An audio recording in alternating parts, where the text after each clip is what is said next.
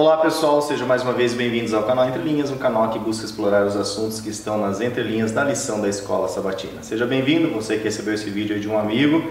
Se você não é inscrito, se inscreva no canal, deixe seu joinha se você gostar do nosso conteúdo e também acione o sininho para que você receba os alertas dos novos vídeos que o canal tem emitido aí para vocês. Bom, antes de nós adentrarmos nas nossas entrelinhas, a gente gostaria aqui de nomear alguns amigos que têm comentado conosco, deixando seu joinha, e isso tem nos incentivado e tornado aí esse canal menos frio, né? Tornado ele um pouco mais quente com esse relacionamento através dos comentários. Dentre eles, né, o Rio do Adventista, que fez vários comentários lá com a gente, o Armstrong voltou a comentar, Adelmo Pinheiro também fez vários comentários, Romilson Luiz, Robertson Dolce, que toda semana está com a gente, valeu Robertson, Giovana Quintão, que chegou e já deixou um comentário, gostei do canal de vocês, obrigado aí Giovana, Evelyn Horton, Lúcia Souza Abreu, inclusive a Lúcia falou que ela não recebia mais os alertas do canal, e aí ela descobriu por quê, pessoal, porque se você não curte mais os vídeos, o YouTube entende que você não é inscrito no canal, mas que você não gosta muito daquele conteúdo, então o YouTube para de alertar você, ok? Então por isso é importante que você curta os vídeos aí dos canais do YouTube que você assiste, em especial, né, o Entre Linhas aí, deixe seu joinha para que o YouTube saiba que você realmente gosta desse conteúdo. A Esmeralda Viana, minha sogrinha, um abraço. A Aldenice de Oliveira, João Cavaco, como sempre, dando os eixos da lição de acordo com a interpretação dele, sempre deixa esse comentário. João Cavaco, um abraço para você aí de Portugal. Jairo Borda, Almir de Almeida Carvalho, que é lá de Tucuruvi, São Paulo. Um abraço para vocês aí. Alexandro Ruivo, né, que é lá da Ribeira de Nisa, lá em Portugal. Temos mais um inscrito aí de Portugal. Um abraço para você. Toda a comunidade luso, né? É, o pessoal sempre gosta aí do Entre Linhas. Marco Antônio também sempre comentando. Leandro da Silva, que inclusive falou que está viciado no Entre Linhas. O Entre Linhas virou uma droga. É um vício bom. Um vício bom. Um abraço, Leandro. Obrigado aí pelo comentário. Isso nos anima muito, pessoal. Jaine Lucivânia, que é lá da Village 1 de Maceió, Alagoas. Um abraço para vocês aí da igreja de Maceió, Alagoas. Parece que tem muita gente do Nordeste que acompanha o canal. Tem Rondônia, né? Pessoal de Rondônia tem bastante. Muito legal. Edna Patrícia, que fez inclusive uma pergunta, o Ricardo respondeu lá, se vocês quiserem conferir a pergunta dela. Carolina, Sena e outros aí que vão comentar, e a gente não vai pegar o comentário porque nós estamos gravando esse vídeo. Pessoal, nosso muito obrigado. Não tem como assim a gente expressar o quão feliz a gente fica ao ler os comentários, ao ver como vocês têm assim gostado do conteúdo, porque o canal tem nos edificado e tem ajudado a edificar outras pessoas e ajudado os professores da Escola Sabatina a passar a sua lição. E agora, né, que nós temos os links dos tempos, então fica mais fácil a gente esticar um pouco mais esse início, né? Se você quiser depois estudar dia a dia, só ir na descrição do vídeo e lá nós colocamos o link do comentário de cada dia. Vamos então à nossa 11ª lição, dívida, uma decisão diária. Mais uma liçãozinha que vai dar pano para manga, como diz o ditado, né? E realmente nós vamos ter o desafio aqui de ficarmos em 60 minutos. Mas avançando lá, nós vamos começar então no estudo de sábado. No estudo de sábado traz o verso áureo, que diz assim: pagai a todos o que lhe é devido. A quem tributo, tributo. A quem imposto, imposto. A quem respeito, respeito. A quem honra, honra. A ninguém fiqueis devendo coisa alguma, exceto o amor com que vos ameis uns aos outros, pois quem ama o próximo tem cumprido a lei. Romanos 13, verso 7 e o verso 8. E aí, Ricardo, qual seria a contextualização desse verso? Bom, vamos lá. Primeira coisa, esse verso foi escrito, Romanos 13, né, o livro dos Romanos foi escrito antes, obviamente, né, da condenação do apóstolo Paulo por Nero. Então o apóstolo Paulo aqui no Romanos 13, ele vem falar da submissão que o cristão deve ter, né, com relação a autoridades, a submissão às autoridades, ao Estado. E muitos podem ler esse livro, Romanos 13, e analisarem assim: bom, o apóstolo Paulo escreveu isso aqui porque ele era cidadão romano, tinha cidadania romana. A gente vê ao longo da história dele que ele confiava nisso, nessa cidadania romana dele, porque ele foi protegido em várias oportunidades para a cidadania, o medo de algumas pessoas de um julgamento irregular com relação ao cidadão romano, que tinha vários privilégios, inclusive alguns compravam essa cidadania em função dos privilégios, e ele não, ele era cidadão romano. Falamos lá em outros vídeos mais ou menos sobre as possibilidades de como ele teria adquirido isso, não vamos falar nesse. Mas a questão aqui não é que se por um acaso a decisão de Nero tivesse vindo depois, talvez ele fizesse uma crítica, e isso não é uma crítica. A verdade é a seguinte: se a gente não entender esse contexto, a gente não vai perceber que isso daqui, na verdade, é uma crítica à realidade da época. Por quê? Vamos entender agora um pouquinho. A visão gentílica, vamos dizer assim, do Estado, a visão dos romanos, o Estado possuía 4 níveis. Um central, e nessa central estaria, Roma e o imperador. O imperador seria a personificação do Estado, não haveria essa divisão. E o imperador seria uma divindade. Então existia um fenômeno chamado divinização do Estado. O Estado, na verdade, era visto como Deus, e a personificação dessa divindade seria o próprio imperador. Existiam inclusive cultos públicos. O segundo nível seriam as províncias, onde haveriam governadores nomeados ou pelo imperador ou pelo senado. O terceiro nível, mais baixo também, seriam os militares. E o quarto, que garantiam, na verdade, a autonomia, tanto do governo central como dos provinciais. E o quarto nível seria a taxação, que seriam os publicanos, que cobravam esses impostos e garantiam a base financeira para esse Estado. E o apóstolo Paulo aqui, nesse verso, você note, pagai todos o que lhe é devido, a quem tributo, tributo, a quem imposto, imposto. Ok. Só que em Romanos, ele já vem, e não só em Romanos, mas no Novo Testamento inteiro, e a gente percebe que isso era uma prática. Cristo é chamado de Kyrios. O apóstolo Paulo utiliza esse termo Kyrios para Cristo, para Jesus, para Yoshua também. Kyrios, dentro do Império Romano, era um termo que significa Senhor, que era utilizado exclusivamente para o imperador, para César. E os pagãos acusavam os cristãos de serem maus cidadãos, justamente porque eles tinham Kyrios, que não era o imperador. O apóstolo Paulo aqui, veja bem, que ao mesmo tempo que ele fala de um respeito à autoridade, ele fala que essa autoridade ela foi organizada ou constituída por Yahweh. Notem a diferença. A visão gentílica é que Deus é quem? O Estado é Deus. Agora o apóstolo Paulo aqui fala, o Estado não é Deus. Deus é que constituiu. A autoridade, na verdade, do Estado, ela vem daquele que é o dono de todo o universo, de todo o planeta. Vem de uma permissão de Deus. Então ele coloca Deus acima. Veja que aqui nós temos 4 níveis. O nível mais alto seria o central, o imperador. O apóstolo Paulo está fazendo uma crítica, está dizendo que não é o imperador. Que no estado mais elevado estaria Deus. E o nosso, vamos dizer assim, o nosso Senhor é o Messias, é Yoshua, não é o imperador. Então aqui, se a gente, sabendo esse contexto, nós percebemos que essa submissão à autoridade é uma pista de 2 mãos. Ao mesmo tempo que nós não nos devemos revoltar com essas autoridades de forma desordenada, como os zelotes faziam, as autoridades têm uma responsabilidade para conosco, uma vez que eles têm uma autoridade delegada por Deus. Eles são entes delegados. A autoridade dele, ela na verdade vem de Deus. Ela é uma autoridade delegada. Então, em função dessa responsabilidade, nós podemos também fazer crítica. Legal. Ainda no sábado, nós vamos lembrar aqui que o autor dessa lição, o John Matthews, ele está escrito aqui na capa, você vai saber que é doutor em ministério pela Universidade de Andrews, é pastor ordenado que trabalhou na Flórida, em vários estados americanos. Então, novamente, nós identificamos um pouco do viés da cultura americana na lição. Okay? Então é bom que você tenha noção que ao ler as críticas, ao ler a exposição do autor, que ele esteja contextualizando um pouco mais na cultura dele. Então, por isso que nós vamos trazer agora para vocês nas entrelinhas aqui um pouco da contextualização, na verdade, da cultura americana em relação a isso, ao consumismo.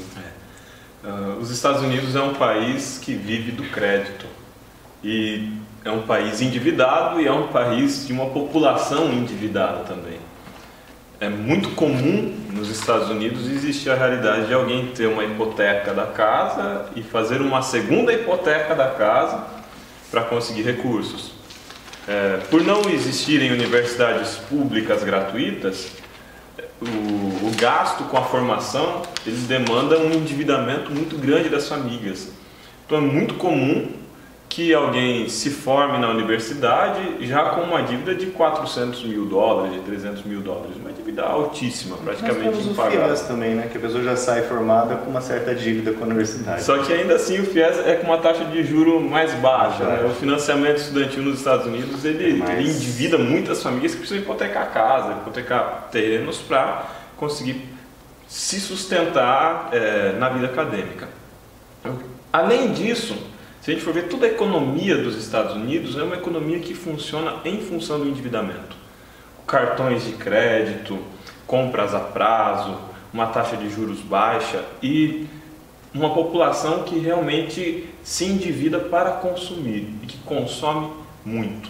Então, quando o autor da lição ele vem falando sobre o problema do endividamento, é preciso que a gente entenda, num primeiro momento, o lugar de fala dele. Esse lugar de fala é a sociedade dos Estados Unidos, um país endividado, com problema crônico com dívida, um país com uma economia que funciona em função do endividamento da sua população, uma população que tem já na sua cultura o endividamento como sendo algo normal. Alguém com uma hipoteca de 400 mil, de 300 mil dólares ser algo o cara dorme normal. Né? Não sei se dorme ou se precisa trabalhar tanto assim para pagar. A gente pensa... Aqui do Brasil, a gente pensa sempre nos Estados Unidos como uma terra da oportunidade, a terra onde você vai e tudo vai dar certo. É quase a Canaã, né? A terra onde mana leite e mel. Só que a gente não vê a população em condição de miséria, a população endividada, a população sendo despejada das casas agora por causa da bolha imobiliária. Sim. A gente não vê a população de imigrantes passando necessidade lá também. Então, não é um país perfeito, é um país que tem seus problemas estruturais também. E um desses problemas estruturais, muito sério por sinal, é o endividamento americano, o endividamento de grande parcela da sua população. Então, quando o autor da lição traz esse problema, ele está trazendo um problema muito contemporâneo e muito importante para nós aqui no Brasil também, mas em especial para a sociedade estadunidense. Legal. Indo agora para o assunto de domingo, empréstimos e despesas. Bom, primeiro nós vamos começar aqui analisando o primeiro parágrafo aqui da linha da lição, onde traz lá a história de 2 Reis 6, capítulo 6, verso 5, onde fala sobre meu senhor era emprestado, onde falava sobre um machado emprestado. Ricardo, essa palavra emprestado realmente é emprestado? Então, é emprestado. Mas assim, a questão é que na linha da lição o autor não fala que palavra que é essa, né? Que significa emprestado em hebraico. Um dado curioso, tanto quanto interessante, é que essa palavra é Shaul. Shaul é a palavra hebraica que significa emprestado ou então perguntado, né? Na verdade a pessoa pediu permissão para utilizar aquele machado para alguma coisa. Ela vem, essa palavra Shaul, ela dá nome ao primeiro rei de Israel, Saul, né? Transliterado para a língua portuguesa, e também para Saulo, que é o apóstolo, né? Vem dessa palavra Shaul. Agora, veja bem, esse empréstimo, né, sobre a ótica judaica, ele não é visto como algo pejorativo. Ocorre que o judeu, né, ele, de acordo com a Torá, o que ele não podia, na verdade, era cobrar juro do empréstimo. O empréstimo tinha uma estrutura um pouquinho diferente, era mais ou menos assim. Se alguém estivesse precisando, vamos dizer, do empréstimo, ele iria executar algum tipo de função e aquela pessoa, mais ou menos como ela se tornaria sócio dele, e aquela outra pessoa faria o serviço e depois ele receberia de volta aquilo no seu prolabore. Então, esse foi o mecanismo que eles encontraram. O empréstimo entre judeus, né? Entre judeus. Isso. Porque de judeu para gentil podia cobrar juro. Podia. Vamos lá. Também aqui no assunto de domingo, o autor traz o texto de Eclesiastes 8:7. Fique bem esperto nessa entrelinha aqui, porque olha só, se você pegar o texto aqui, ele diz assim: porque este não sabe o que há de suceder e como há de ser, ninguém há que lhe declare. Ou seja, parece que como a gente não sabe o futuro, não sabe o que é para suceder, então não é para emprestar? Isso a gente vê no verso 7, né? Mas a gente tem que ler um pouquinho antes. Vamos ler o verso 5. Quem guarda o mandamento não experimenta nenhum mal, e o coração do sábio conhece o tempo e o modo. Vamos gravar aqui. A tradução do Lúcio está modo. mas a melhor tradução seria juízo, o tempo e o juízo. Então veja, o coração sábio, ele consegue discernir tempo e consegue discernir juízo, certo? Vamos para 6. Porque para todo propósito há tempo e modo, ou juízo. Isso. Porquanto é grande o mal que pesa sobre o homem. Aqui a tradução mais correta seria a miséria do homem. Então veja bem, é grande o mal.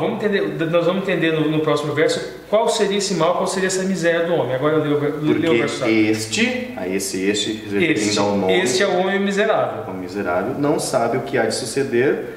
E como há de ser, ninguém há que lhe declare. Não há de suceder, ou seja, ele não sabe o juízo, o modo, ou o modo, como é na tradução do Lúcio, e não sabe o tempo, que é o quando. Então, quem é aqui no verso que não sabe o juízo e o tempo, ou o modo e o juízo? Quem guarda os mandamentos. É aquele que não é sábio, porque o sábio não sabe, ou seja, é o tolo. Essa é a miséria, essa é a miserabilidade humana. Aquela pessoa que ela é sábia, e aonde está essa sabedoria? Essa sabedoria está na Torá, essa sabedoria está nos profetas, essa sabedoria está no Novo Testamento, essa sabedoria é uma personificação de alguém, essa sabedoria é Cristo. Então, essa sabedoria é uma pessoa. Então, o permitir que o Espírito Santo introjete em você essa sabedoria, lhe permitirá saber o tempo e o juízo. Que legal, hein? Ainda, nos textos de domingo, o autor também traz Salmos 37, verso 21. Na minha versão diz assim: o ímpio pede emprestado e não paga, o justo, porém, se compadece e dá. Como nós podemos entender isso na cultura judaica? Isso. A questão aqui, no Salmo 37, 21, a gente pode fazer uma interpretação rasteira e associar exclusivamente a questão de empréstimo de dinheiro, mas todas essas passagens que a gente vai trabalhar, que estão na linha da lição aqui, que nós vamos tentar contextualizar, ela tem um significado espiritual muito maior. E nem precisaria ir para o hebraico, na própria língua portuguesa a gente já ia encontrar isso. No Salmo 37, 21, a gente vê lá, o ímpio, daí a expressão hebraica é rachar, que é pecador, culpado, aquela pessoa que faz o mal. E aqui, toma emprestado, lavar, que significa juntar-se-á ou aderir. E significa também tomar emprestado. Aqui, por que eu vou falar de juntar-se-á? Porque aqui vai haver um paralelismo entre o verso 21 e o verso 22 com o lavar e o karate. Depois eu vou explicar melhor isso. O porquê eu estou falando do juntar-se ou aderir, que também é uma conotação que vem junto com o significado emprestado, do lavar. Né? Aí usa o velo, não e achalém, ou ele não paga. São 3 verbos interessantes aqui, que pode ser no sentido de pagar, ou de estar tranquilo, ou de viver em paz. Então veja bem, nesse sentido, assim, o pecador, ele não toma emprestado e ele não vive em paz. Ele toma emprestado e ele não vive em paz. Agora o contraponto, que é o justo. Agora o justo, veja bem, o justo, que é o tzadik, né? Ele ronem, ou seja, ele apieda-se.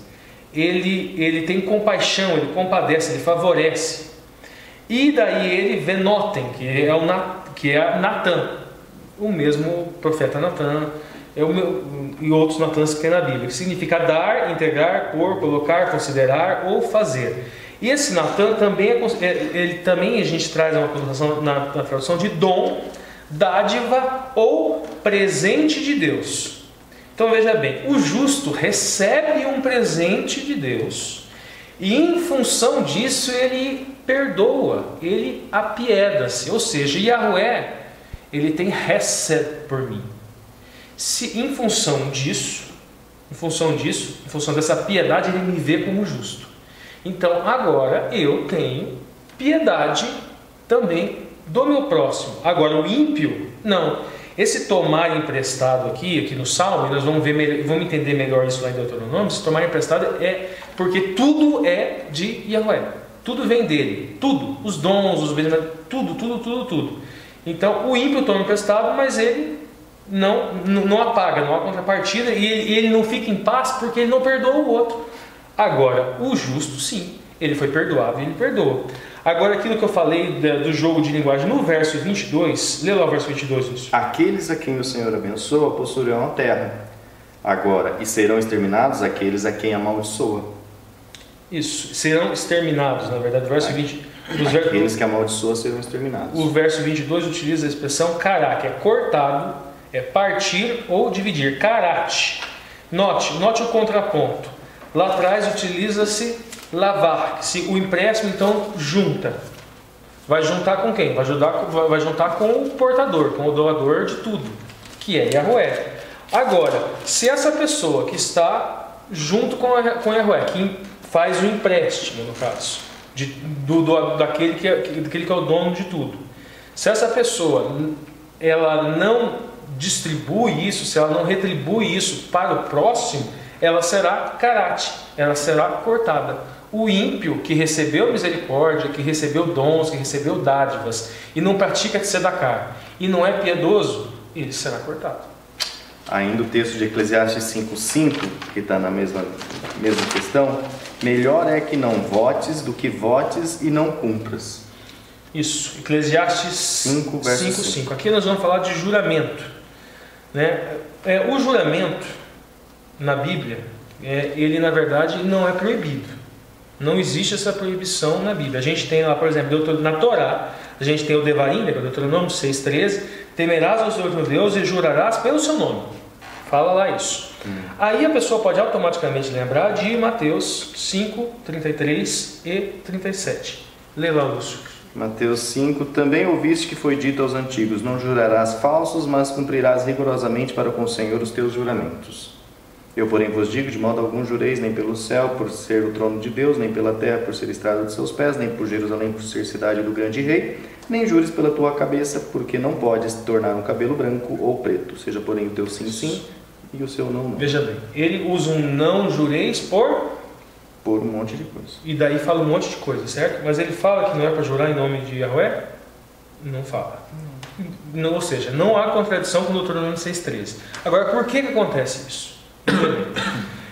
Ocorria uma multiplicação dos juramentos, né? Eles juravam por tudo quanto era forma, vamos dizer assim, e aquilo virou uma forma de enganar os outros, de ter ganho, ter lucro, coisa e tal. Aí os fariseus inventaram uma formulazinha: só é válido aquele juramento que for feito em nome de Deus, em nome de Yahweh, Tetragrama Sagrado, Yud Rei Vav Rei. Só que o mandamento, a mitzvot, era no sentido não tomarás o nome do Senhor teu Deus em vão. Eles tinham medo de utilizar o nome Yahweh, então eles não juravam. Mas eles começaram a jurar o quê?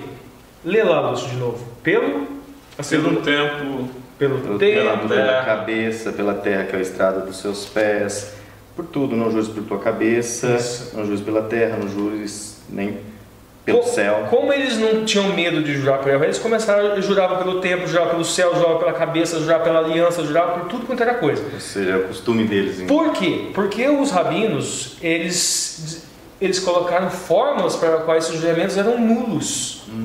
Só que daí conquistou o quê? O ódio gentílico. Porque o judeu chegava lá e jurava pela cabeça dele.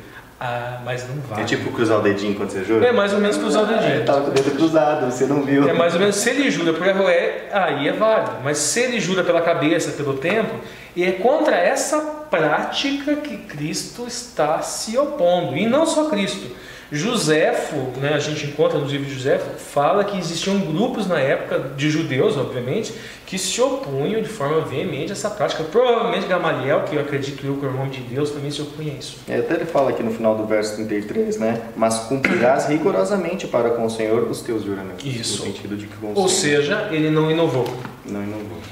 Legal. Agora tem outro texto ainda nas entrelinhas, Deuteronômio 28:44, que diz na minha versão assim: ele te emprestará a ti, porém tu não lhe emprestarás a ele. Ele será por cabeça e tu serás por cauda. E no verso 43 identifica quem que é esse ele, né?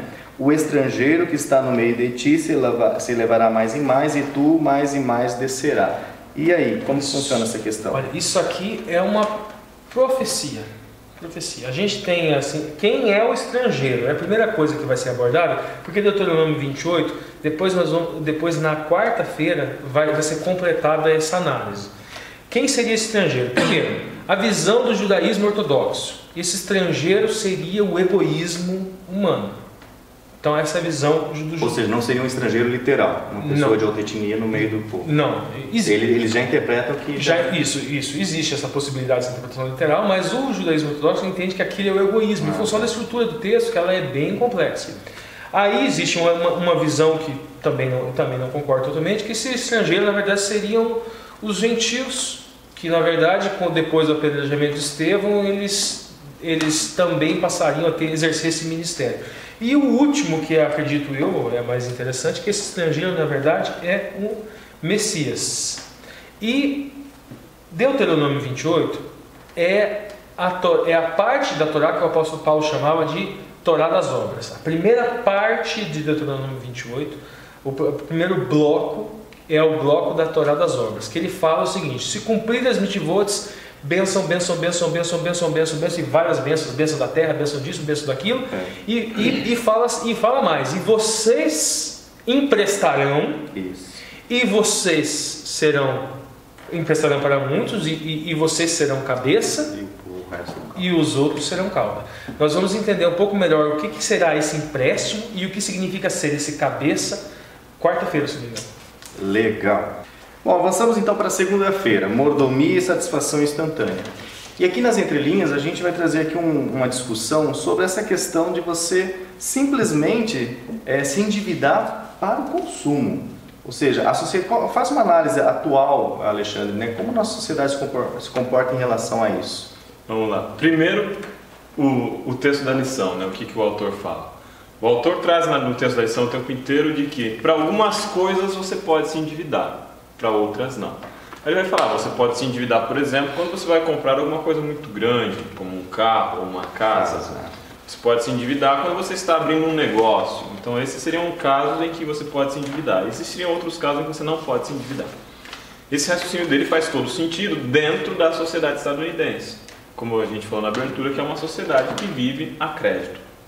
Agora, eu gostaria de trazer para nós, nesse vídeo, novamente aquele sociólogo que nós já falamos em vídeos anteriores, o Zygmunt Bauman. Bauman ele escreve nos seus livros sobre o consumo, sobre o problema do consumo, entre outras coisas, né? Vários livros em que ele trata do tema da chamada modernidade líquida. E Bauman ele vai falar que o consumo ele se tornou um problema e o crédito tem escravizado as pessoas. De que forma? Primeiramente, toda uma campanha publicitária e toda uma campanha ideológica que afirma que você só é na medida em que você consome. Seu valor não está nas suas qualidades, seu valor não está em quem você é, nem nas suas características, mas seu valor está nas coisas que você tem condição de consumir e, mais do que as coisas que você tem condição de consumir, no estilo de vida que você propagandeia para o mundo.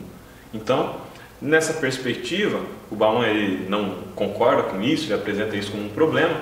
Ele vai falar que a sociedade ela tem caído na rede do consumismo. As pessoas, na tentativa desesperada de serem alguém importante, de valerem alguma coisa, de parecerem alguém importante, elas se entregam a padrões de consumo que realmente não têm condições de arcar.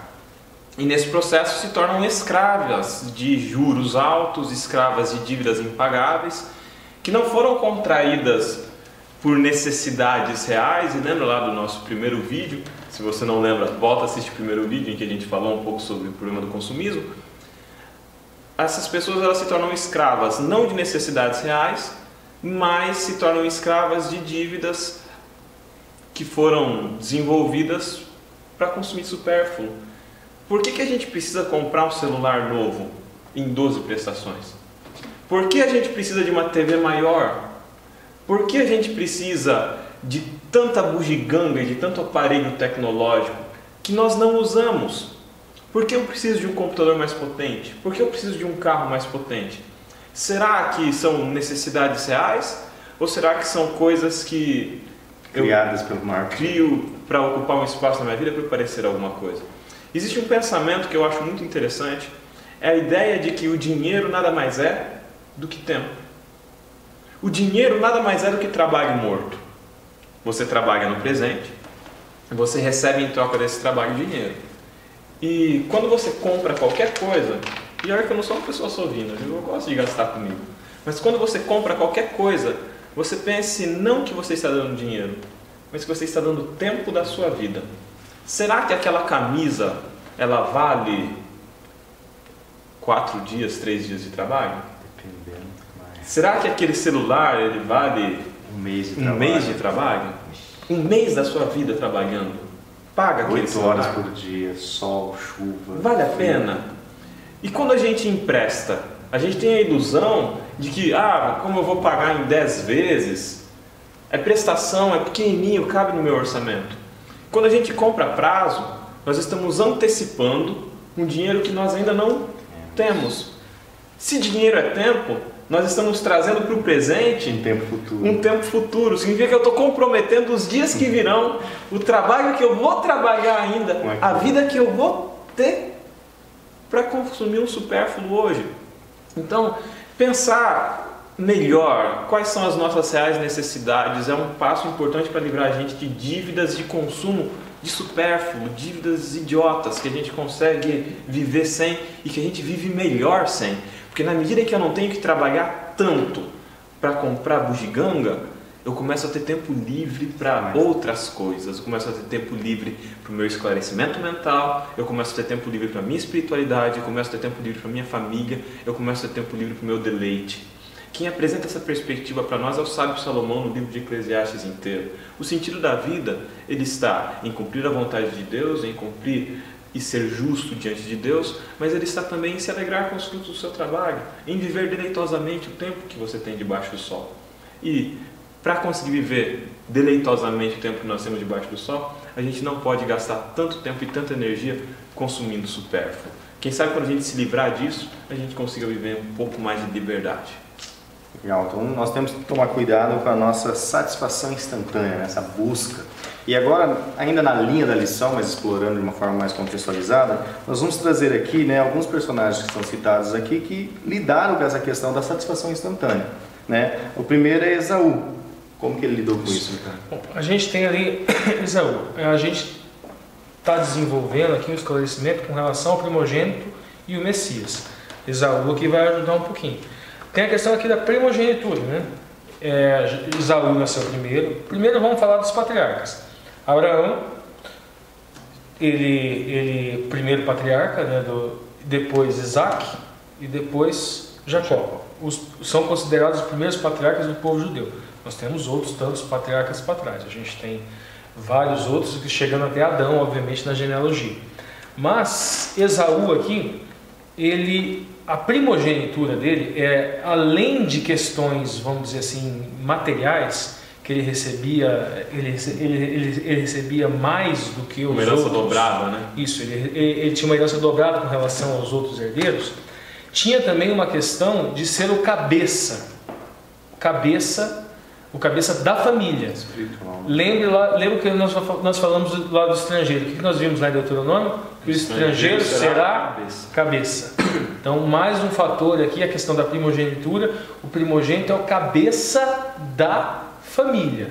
Cristo, obviamente, ele é o primogênito de Deus. Fazemos parte dessa família, uma vez aquele sacrifício dele. E nós vemos ali uma Torá que fala ligada já à maldição, que começa, se você não obedecer os meus mandamentos, aí começa a maldição, e daí o estrangeiro é quem empresta, ou seja, é o Messias que lhe empresta justiça, que lhe empresta graça, que lhe empresta misericórdia. E Esaú aqui, um arquétipo de um primogênito sem mérito, e Jacó, um arquétipo de um primogênito com mérito. Jacó, sabemos que ele é um arquétipo, todos esses patriarcas, todas essas cabeças de Cristo, é um arquétipo do Messias, o único que verdadeiramente tem mérito. Essa primogenitura a gente viu ao longo da história, que a gente viu, por exemplo, com Rúben, que ele fornicou com a concubina de seu pai e perdeu a primogenitura. A gente vê que Esaú vendeu a sua primogenitura por um prato de lentilhas, também perdeu a sua primogenitura. Agora, a gente associando aqui essa questão de satisfação instantânea, Esaú tinha fome e falou, essa primogenitura de que me servirá? Se eu morrer de fome. Se eu morrer de fome. Veja bem que ele estava falando também que a primogenitura não era só com relação à matéria, mas era com relação a questões espirituais. Então, a fala dele aqui é num sentido muito maior. ele está desprezando tesouros celestiais em função de uma satisfação, não é nem uma questão de uma satisfação momentânea, mas de uma necessidade fisiológica. Do outro lado, a própria linha da lição fala, né, Yoshua, ele não ia morrer de fome. Porque Yoshua fica 40 dias sem se alimentar. A questão era um capricho também de Esaú, né? Ou uma fraqueza, né, propriamente. Ele não ia morrer de fome. A gente vê agora Davi e Betseba aqui. Davi, a obrigação dele, ele estava em guerra, ele deveria, tradição, ele deveria ir para a guerra, ver como é que estavam as tropas organizadas, se tinham provisões de alimentos, estava tudo organizado. Ele não fez isso, ele ficou e mandou alguém no seu lugar. Ou seja, uma obrigação que era dele, ela foi negligenciada. E em função disso, ele teve tempo livre, vê a tentação, né, aquela mulher linda lá, aquela esposa de Urias, Betseba, e ele cede àquela tentação. Cede àquela tentação, a história todo mundo sabe. Não diria propriamente aqui que é uma satisfação momentânea, mas uma falta de controle. Uma falta de controle dos seus impulsos, e uma negligência a uma atribuição real. Ele, como arquétipo do rei, essa negligência teve consequências terríveis, divisão de tribo, 10 tribos para o norte, 2 tribos para o sul, em função de uma negligência de uma atribuição que era dele. E a gente tem agora aqui Adão e Eva, ela é enganada pela serpente, e ela almeja ser igual a Deus ou semelhante a Deus.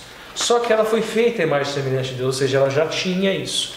E o Errad, né, que é a expressão utilizada para Deus, que é Adonai Elohim, Adonai Errad, ouça Israel, Shema Israel, Adonai Elohim, Adonai Errad, ouça Israel, nosso Deus é único. Essa mesma expressão é utilizada para o casal. Então ela é ainda mais semelhante a Deus no casamento. E ela se separa desse marido, e ela vai seduzida por uma serpente com uma promessa de igualdade para Deus, ou semelhança que ela já tinha. Porque Deus a fez assim, e porque a Deus a constituiu assim no casamento. Satanás é craque, né, em pegar algo que nós já temos, oferecer para a gente que a gente perca aquilo que nós tínhamos. Exatamente. E agora a questão aqui, veja bem, veja que a felicidade, eles estavam buscando a felicidade, uma coisa que supostamente eles não tinham, mas eles já tinham. É uma enganação, né? Existe um costume judaico que eles não falam Feliz Ano Novo. Eles falam Shana Tavat. Esse Tavat vem de Tov, que significa bom. Na Torá, no Bereshit, no Gênesis, primeiro livro da Bíblia, o Tov é utilizado na semana da criação. Então eles preferem utilizar esse bom ano novo ao invés de Feliz Ano Novo, por quê? O ano seria, na verdade, um ano bom seria um ano em que Yahweh estaria atuando como um agente na minha vida. Por isso que eles preferem usar o Tov. E essa felicidade, na verdade, ela é uma consequência.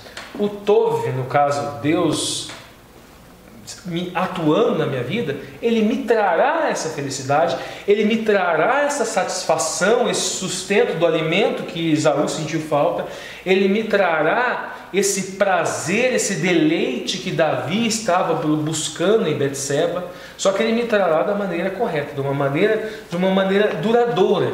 E aí a gente pega o conceito hebraico de rebel, ou shav, que é vaidade, que o Alexandre acabou de falar de Eclesiastes. Esse rabel, na verdade, é vazio ou oco. Ele é utilizado na língua, em grego também, maitaontes, também significa vazio. Ele é utilizado na língua hebraica para falar do paganismo. Por quê? Porque o povo de Deus, quando debanda para o paganismo, ele vai buscar as suas preces, vai buscar a sua felicidade, vai buscar o Isha, né, que é a sua felicidade, em coisas vazias ou em coisas ocas. Foi isso que Esaú fez, foi isso que Davi fez, e foi isso que a Eva e, obviamente, Adão e qualquer pagão que busca felicidade em outra coisa que não seja Deus faz. Legal. Avançando para terça-feira, pessoal, nós temos o tema lá, vivendo com os próprios recursos. Vocês percebem aqui que nós estamos tentando traçar duas entrelinhas, né? Uma entrelinha espiritual, do significado das palavras de Deus, sempre espirituais, e uma entrelinha, a questão mais sociológica, a questão mais aplicada, mais prática, para você compartilhar com seus alunos os dois aspectos. Bom, eu começo a perguntar aqui, né, vivendo com os próprios recursos, como que um pai de família consegue viver com os próprios recursos ganhando um salário mínimo, Alexandre? Eu não sei. E é uma situação realmente preocupante. Se a gente vai para os sociólogos brasileiros, tem um cara que eu gosto muito que é o Francisco de Oliveira. Francisco de Oliveira ele fala que o Brasil é como um ornitorrinco, aquele bicho que é meio pato, meio rato, meio alguma coisa diferente, que vive na água, vive lá no continente da Oceania. Né? E bota ovo. E bota ovo. Então é um bicho que é tudo e não é nada. E por que Chico de Oliveira fala que o Brasil é um ornitorrinco? Porque Chico de Oliveira fala que o Brasil, para ter desenvolvimento, ele precisa de miséria. Como que a gente desenvolve melhor essa ideia? Ele vai falar que em nenhum outro lugar do mundo, pelo menos no mundo desenvolvido, a gente tem um capitalismo pleno em que pessoas de classe média ou média alta conseguem ter aí empregados. E no Brasil, até os anos 80, era facílimo você ter um empregado, e você ter um motorista, e você ter o jardineiro, e você ter a babá. E por que as pessoas conseguiam tanto? Porque para que elas tivessem esse padrão de vida era necessário que uma boa parte da população vivesse submetesse em condição de miséria. Para que o trabalhador brasileiro consiga sobreviver com o tão pouco que ele tem, é preciso que tenha um monte de gente trabalhando em condições absolutamente precárias, que fornecem serviços a um custo irrisório se comparado com o resto do mundo e que possibilitam no outro extremo uma acumulação extrema de riqueza e de capital. Queria só colocar uma frase que eu vi numa palestra um dia desse, né? Que até eu comemorava quando você tem lá, temos mais um brasileiro entre os milionários do mundo. Aí o palestrante falou, você percebeu que o PIB do Brasil não aumentou?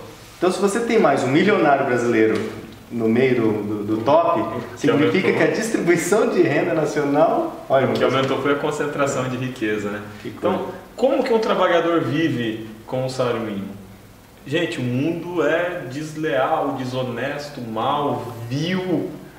E é impossível um trabalhador viver com dignidade, garantindo todos os direitos que a Constituição diz que deveria ter com o salário mínimo. Não dá. Mas a gente entende aqui que é necessário também, por um lado, o juízo divino que vai recair sobre aquele que acumula riquezas injustamente. A gente percebe isso no livro de Tiago com muita clareza. Mas é preciso também a solidariedade dos irmãos. É preciso, em uma medida, a solidariedade dos irmãos, o acolhimento na igreja. Mas, mais do que isso, nós defendemos que é necessário também política pública para a superação da miséria. É preciso que esse contrato social que funda o nosso Estado, ele funcione. E é preciso que o Estado cumpra com as suas funções, com as suas responsabilidades. Inclusive, garantir condições dignas de existência e de vida para toda a sua população.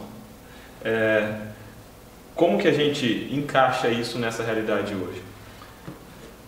A pessoa que vive com pouco, ela também está nessa sociedade líquida. E ela também sofre pressões de consumo. Ela também sofre pressões de ter a roupa de marca. Ela também sofre pressões de ter o smartphone. Ela também sofre pressões de aparentar ser. E é preciso que ela entenda que Cristo morreu por ela. E que, embora ela não tenha condições de consumir, ela é uma criatura de Deus que tem um valor imensurável, tem o valor do sangue de Cristo. E ela tem um valor que extrapola qualquer padrão de consumo e qualquer coisa que ela consuma ou que ela não possa consumir. O valor dela está em quem ela é e no caráter que ela edifica a cada dia. Muito mais do que se endividar para conseguir consumir um pouquinho, ou, como a gente vive no nosso país, muita gente caindo na criminalidade para conseguir ter um padrão de consumo que a imprensa, que a mídia, que a publicidade diz que te torna alguém. Satanás ele fala isso, né? Você não é semelhante a Deus, então venha e você vai ser semelhante a Deus. Da mesma forma que você não tem valor, roube, mate e você terá valor. Compre e você terá valor. Ou você só terá valor com um iPhone 8. Com o iPhone 8. Não, você já tem valor, vamos superar isso. Você já tem valor, você vale o sangue de Cristo. Legal, pessoal, fica aí a dica para você compartilhar com seus alunos. Vamos lá agora, né? Ainda no assunto de terça-feira, o autor traz lá Provérbios 21, 20. E novamente a gente vai querer aplicar aqui, né, o sentido, né, é mais original da palavra nesse verso. Na minha tradução diz assim: tesouro desejável e azeite há na casa do sábio, mas o homem insensato os desperdiça. Como podemos interpretar Vamos isso? focar aqui no azeite, né? Porque a gente pensa azeite só o que a gente usa alimento? na cozinha, né? Naquela época não era bem assim, não. Naquela época o azeite servia de comida, ok, mas ele poderia servir de remédio. O azeite servia de iluminação. O azeite servia também de unção dos profetas. E o azeite, ele é um tipo, cujo antitipo é o Espírito Santo. Então Isso. também tem uma aplicação escatológica do azeite aqui. Agora, veja bem, no interior do tabernáculo, né, do Mishkan, ele era iluminado por azeite. Profetas eram ungidos, como eu já tinha falado, e a questão agora também é os sacrifícios. Alguns sacrifícios de devoção, de ação de graça, né, ofertas de manjares, eram utilizados com azeite. 3 deles: flor de farinha, é utilizado azeite e incenso; bolos cozidos, untados com azeite; e grãos cereais tostados com azeite e incenso. Aquela fumaça simbolizava as orações, a techuvá. E o azeite ali simbolizava o Espírito Santo atuando nele. E Yahweh atuando, né, naquela obra humana, né, de se oferecer para Deus. Aquele ato de você se colocar aos pés de Deus, colocar as suas obras, o seu serviço à disposição de Deus, melhor assim.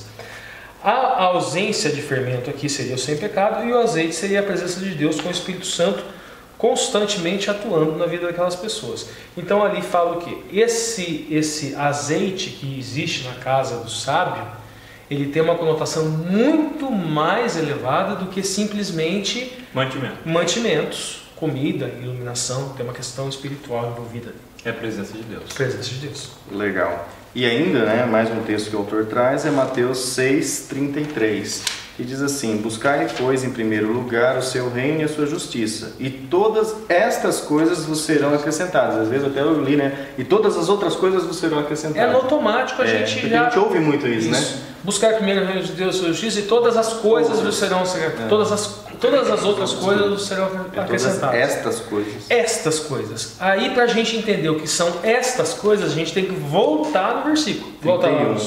Mateus capítulo 6, verso 31 daí. Portanto, não vos inquieteis dizendo que comeremos, que beberemos ou que nos vestiremos. Então, essas coisas ele estava falando do que? Comida, bebida e vestuário. Necessidades básicas. Sim. A gente vê um equívoco similar com o Salmo 23. O Salmo 23, Hashem Roi Lo Exar. Daí traduz assim: o Senhor é meu pastor e nada me faltará. Não é bem assim. Hashem ali é o nome, né? Está ali o tetragrama. Yud Re Vav Re, Yahweh Roi. Significa Yahweh pastor. Ou seja, o nome de Deus, pastor. Lo, não. Daí Exar seria o faltará. Mas a melhor interpretação é o seguinte: com Yahweh Roi, ou seja, o Yahweh sendo o meu pastor, eu não vou sentir falta de mais nada. Porque nada além de ter um Yahweh como um pastor, eu sentirei necessidade. Tem a outra possibilidade também, né? Que o Senhor é o pasto. Isso. O Roi, que é muito legal. O Roi, essa expressão, ela pode significar tanto pasto como pastor. Ou seja, ele, além de ser o meu guia, ele é o meu sustento. Eu estou bem sustentado porque eu me alimento de Deus. E eu não sinto fome de mais nada além dele. Porque eu me alimento da palavra. Legal. Ainda contextualizando o último verso aqui de terça-feira, Provérbios 14, verso 15, que diz assim na minha versão: o simples dá crédito a toda palavra, mas o prudente atenta para os seus passos. Existem duas categorias aqui. Isso, a gente vê aqui. Primeiro, o simples dá crédito a cada palavra. A gente tem, e em contrapartida, o prudente, ele se atenta para os seus passos. Esse se atenta aqui seria, a expressão hebraica seria o Yavim, entende. E depois aqui, esses seus passos, na verdade, seria Lashur, que viria do Isher, que significa provar, confirmar, certificar. Vamos começar por aqui. Veja bem, o simples escuta qualquer coisa e dá crédito. E já dá crédito. Esse simples pode acontecer o que com esse simples? Ele pode ser iludido por um falso profeta. Porque ele não confere aonde? Não confere na própria palavra, ele não confere na Torá, ele não confere para ver se aquilo condiz com o caráter de Cristo, que é a palavra viva, então ele pode ser iludido. Agora, o sábio ou o prudente, ele entende essa palavra, esse entendimento vem pelo Espírito, obviamente, e ele busca uma confirmação. Agora, seguindo, esse lashur, que vem do isher aqui, também pode significar marchar, andar ou ir, guiar. Ou seja, ele entende, ele busca comprovação para aquilo e ele pratica. Ou seja, ele anda daquela forma. E agora pode significar guiar, conduzir ou dirigir. Ou seja, os seus passos são guiados agora por essa palavra. Legal. Avançando para quarta-feira, ainda nos minutos que nos restam, dizendo não à dívida. O autor traz a linha, né, da lição. Acho que todo mundo sabe como melhor se endividar ou como não se endividar, como se endividar todo mundo sabe, né? Só entrar no cheque especial. Agora vamos pagar ele que está difícil. Mas está dizendo assim, não diga não ao endividamento, né? Nós vamos começar aqui, na verdade, uma análise mais espiritual do texto, Deuteronômio 28, agora no verso 12. Voltamos para Deuteronômio, né? Deuteronômio. Ou seja, agora naquela parte não da maldição. Vamos voltar a falar do estrangeiro, vamos explicar melhor agora. Vamos lá no verso 12, diz assim, ó. O Senhor te abrirá o seu bom tesouro, o céu, para dar chuva à tua terra no seu tempo e para abençoar toda a obra das tuas mãos.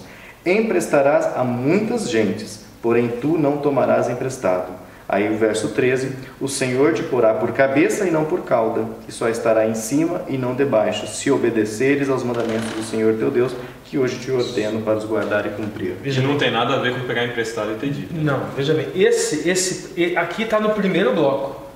Se obedecer às mitzvot, bênção, bênção, bênção, bênção, bênção, bênção, várias bênçãos. E vocês emprestarão.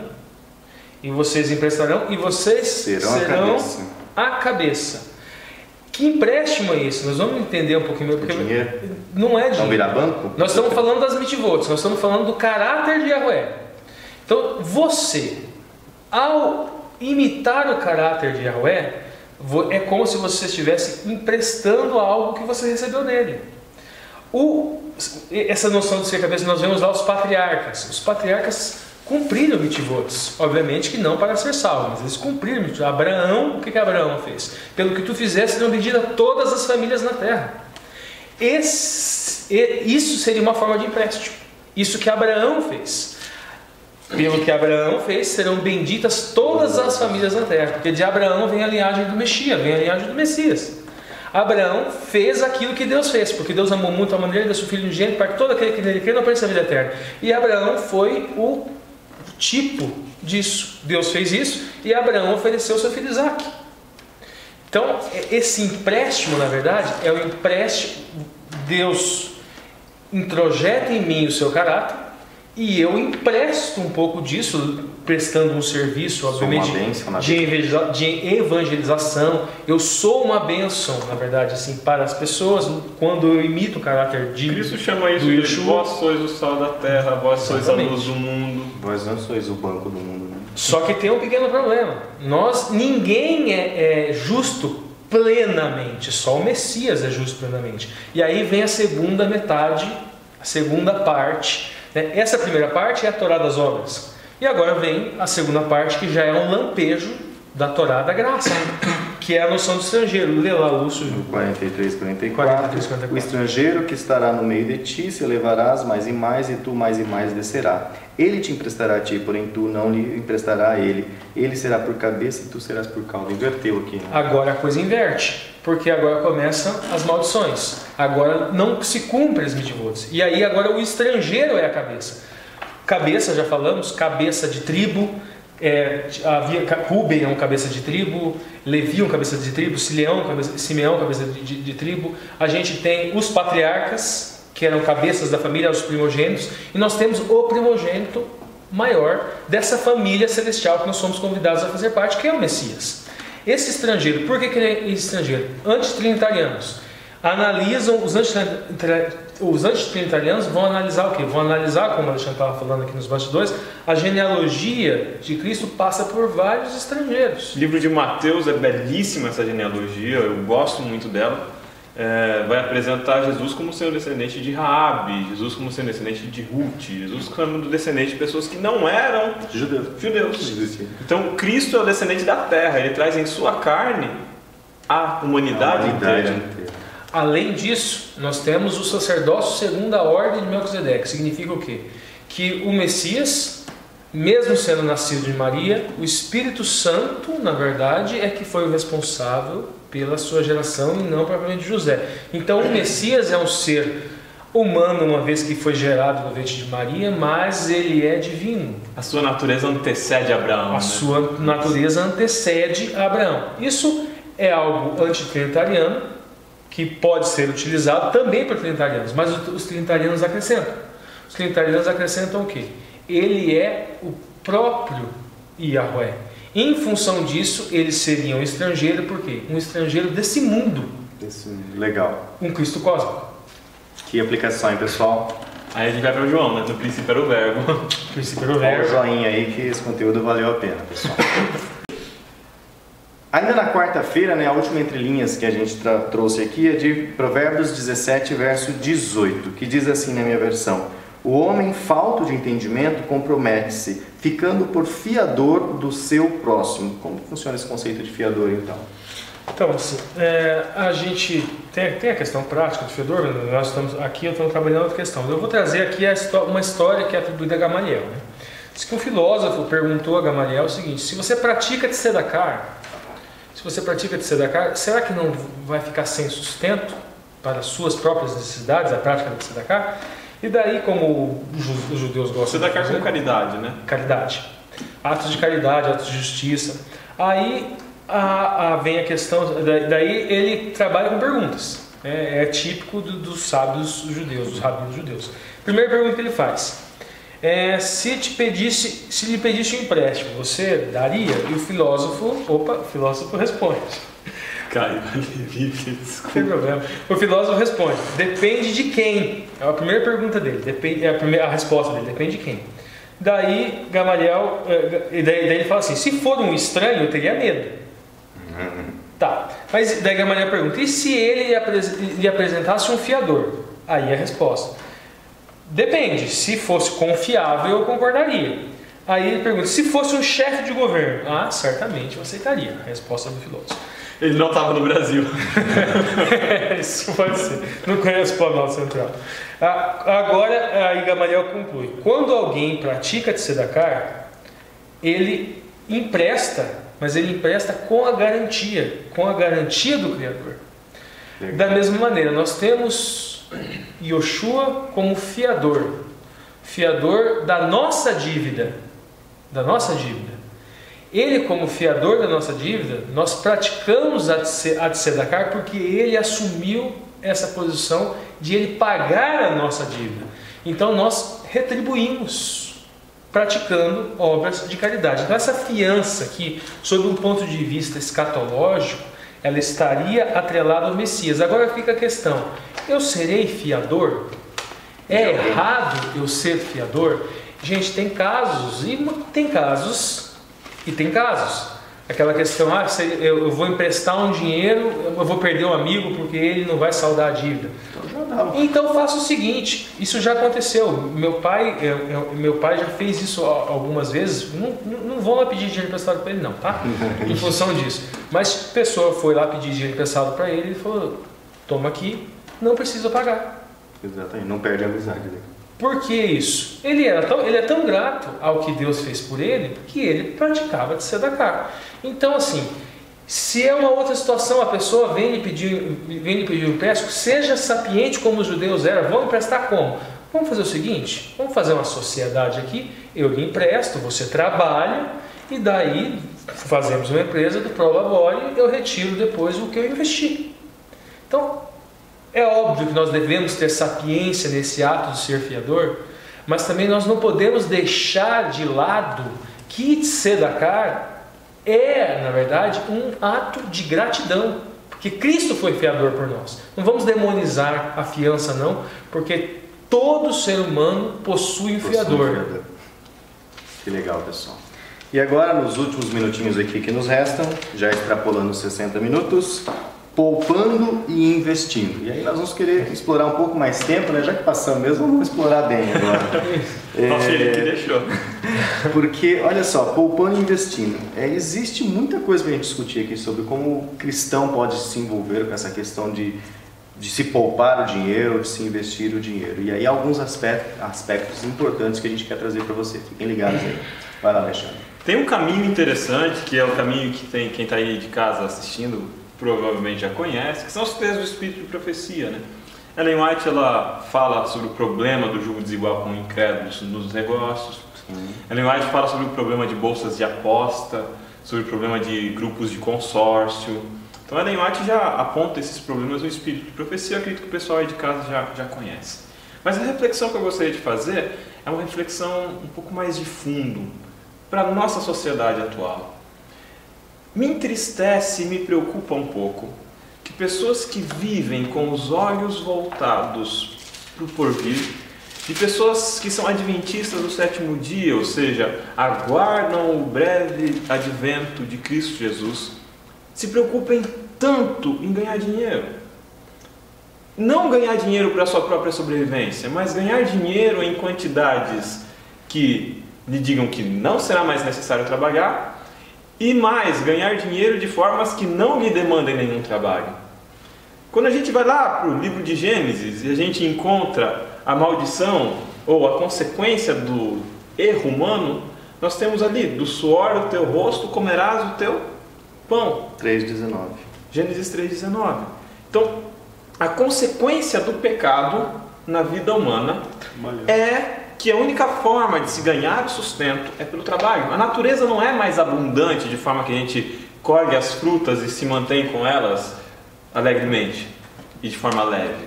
Tem pragas. É necessário trabalho. Ah, mas e os ricos? Alguém trabalha. Pode ter certeza. Nessa sociedade, se alguém come, alguém trabalha. Alguém plantou. A única forma de se conseguir sustento é por meio do trabalho. O que você está falando, Alexandre? Significa que se eu não posso viver de renda? Significa que eu não posso ter dinheiro? Não. A gente vê no meio, volta e meia, surgir algum esquema financeiro. Eu não estou falando aqui de alguém que vai operar no médio e longo prazo numa bolsa de valores. Que vai proteger o seu dinheiro da inflação. Não estou falando de alguém que está indo no banco procurando um fundo de renda fixa. Não estou falando de alguém que tem imóveis, que administra esses imóveis e que aluga eles. Eu estou falando de gente que tenta ganhar dinheiro de formas fantásticas. De gente que fica no day trade, trocando papéis na bolsa de valores o tempo inteiro. Eu estou falando de gente que não pode ouvir falar num Bitcoin, ou num Telex Free, ou num Forever, ou em qualquer outro esquema de pirâmide, diamante, não sei o que lá. Porque vê nisso a oportunidade de ganhar grandes somas de dinheiro, vultuosas somas de dinheiro, sem esforço nenhum.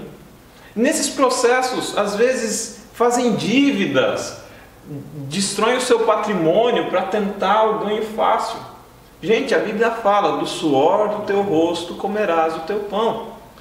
Não tem um caminho financeiro mágico para te dar dinheiro. Se existe um caminho financeiro mágico para te dar dinheiro, isso é fraude. Pode ter certeza que é fraude. Alguém está perdendo para você ganhar. E se não for fraude, vai ser um processo especulativo tão violento que é considerado, pelo menos por mim e por alguns outros, uma imoralidade. Você vai estar ganhando com a perda de outra pessoa. Você não está protegendo o seu patrimônio, você não está colocando um plano de previdência, você não está planejando o seu futuro, você está querendo um ganho mágico, um ganho instantâneo e um ganho sem trabalho, ou um ganho com o trabalho do outro.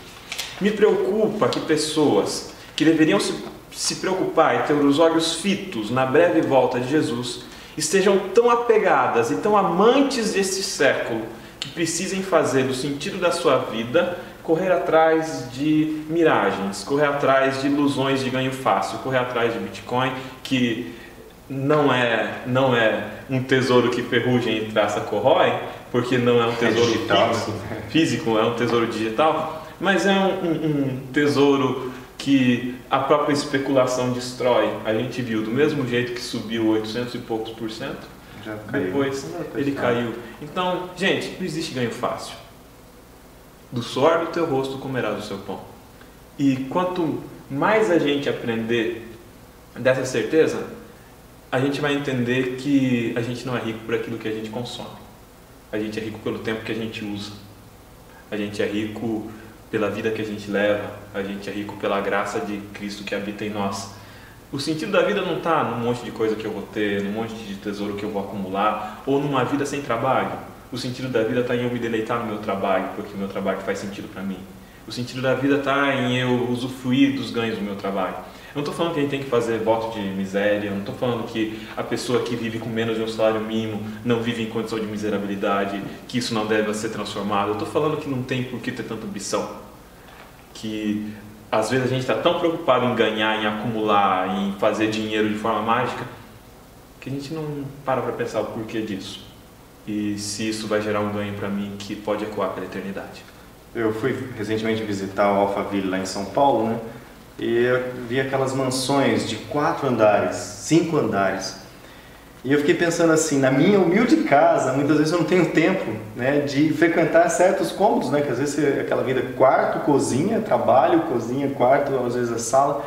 E eu fiquei perguntando, como que essa pessoa que ou trabalhou ou sugou o trabalho de alguém, consegue usufruir de todos os cômodos dessa casa? E aí fica a reflexão, né? Se você é abastado, né? Quantas vezes por dia, quantos dias por semana você consegue usufruir? Ou você está ficando sem tempo? Às vezes tem tanta coisa e tem que cuidar de tanta coisa que não consegue usufruir. Não tem tempo, né? Você compra uma casa enorme, você compra um super carro, você compra muitas coisas, mas você tem que pagá-las, tem que trabalhar e você não consegue usufruir daquilo. Lembra que dinheiro é vida, né? Exatamente, é o seu tempo de vida. Pessoal, fica a reflexão, espero aí que Entre Linhas mais uma vez tenha ajudado você a refletir no tema na lição e tenha ajudado também você a passar essa lição para os seus alunos. Falou, um abraço, não se esqueça de se inscrever no canal, de curtir o vídeo para você ser alertado no YouTube, né? Compartilhar e deixar seus comentários aí para ajudar nesse relacionamento aí conosco. Falou pessoal, até o próximo vídeo. Tchau, tchau.